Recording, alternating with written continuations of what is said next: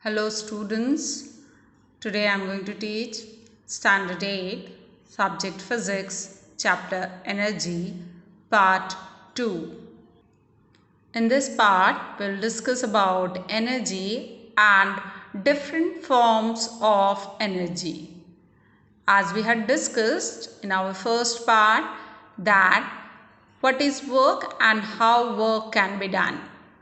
So when we are applying some force to do the work, that means to do that work we are using something, and that is the energy, that is the capacity or ability to do work is the amount of energy that we are getting to complete that work, whether it is kicking of a ball to lift a heavy load or drawing water from the well to pick up books from one place to another place.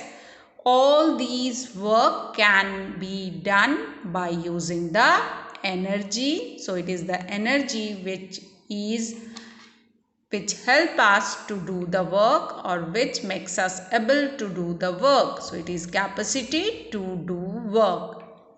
The work we will do, the same amount of energy is used to complete the work. Thus, as the work being done is equals to the energy utilized, so both are having the same unit. Thus, the unit for energy is also joule, can also be denoted as capital J. Now we'll discuss about different types of energy. The main energy form is mechanical energy, and it is further subdivided into kinetic and potential energy. Now we will discuss in detail about description of different forms of energy. The energy that is possessed by a body due to work being done. As I told, whenever work is being done means there is energy being used to do that work.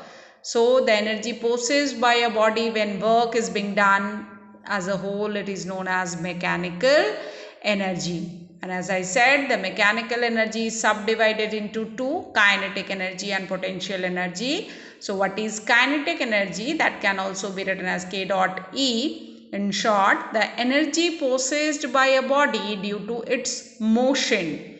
When the objects are in motion, when work is said to be done, when energy is being applied and the object is in motion, that energy possessed by the body is known as kinetic energy. Potential energy, the energy possessed by a body by virtue of its position or configuration. Configuration means its shape, size. When work is said to be done, when force is applied, only there is a change in shape and size, not in the position, then also work is said to be done.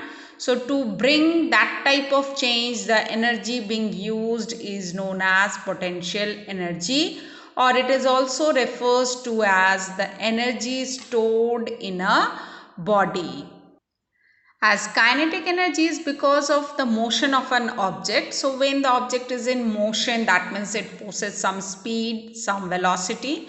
So kinetic energy is equals to half mv square. Means kinetic energy is related to the mass of the object and velocity of the object.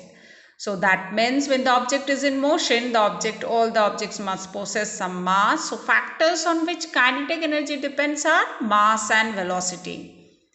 Keeping the mass of a body constant, body moving with more velocity possess more kinetic energy. What does it mean? It means if an object having mass 10 kg, two same mass object we had taken 10 kg 10 kg, and if the velocity of one object is more, means if it is moving with 20 meter per second or 20 kilometer per hour, then the kinetic energy possessed by the body compared to the another one, that if mass same and velocity possessed by the body is 40 kilometer per hour, then the kinetic energy of the second case will be more than the first one. So keeping mass constant, Body moving with more velocity possesses more kinetic energy. If we take two objects of different masses, one is heavier than the other one, the object possesses the same velocity, both the objects are moving with the same velocity of 30 km per hour, 30 km per hour, and one is 10 kg, one is 5 kg. That means the object which possesses more mass possesses more kinetic energy.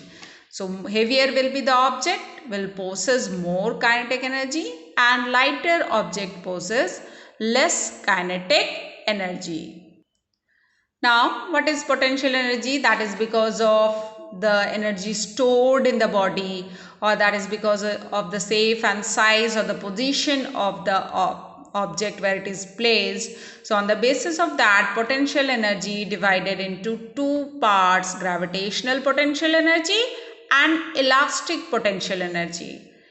The potential energy is because of the position of the object. Each object must possess mass, and its position means it is kept at some height or somewhere. So that's why the relation for potential energy is equals to mass into G into H, that is mass, acceleration due to gravity, and height at which the object is placed, that is the position of the object or where it is kept, the energy being stored in the form of potential energy. Now we'll discuss in detail about gravitational potential energy and elastic potential energy. Gravitational potential energy is the energy possessed by a body due to its raised height. Means when the object is kept at the tabletop or rooftop, at when the water is stored at height in a dam.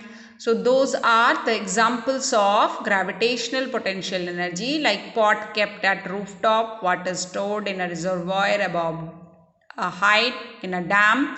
So these energy possessed by the body due to its raised height, that is gravitational potential energy, raised height against the gravity, so that is gravitational potential energy. Elastic potential energy, that is because of the configuration, its shape, size change. If you take a simple rubber band and stretch it, the energy stored in that stretched rubber band is due to the elasticity of the object, so elastic potential energy.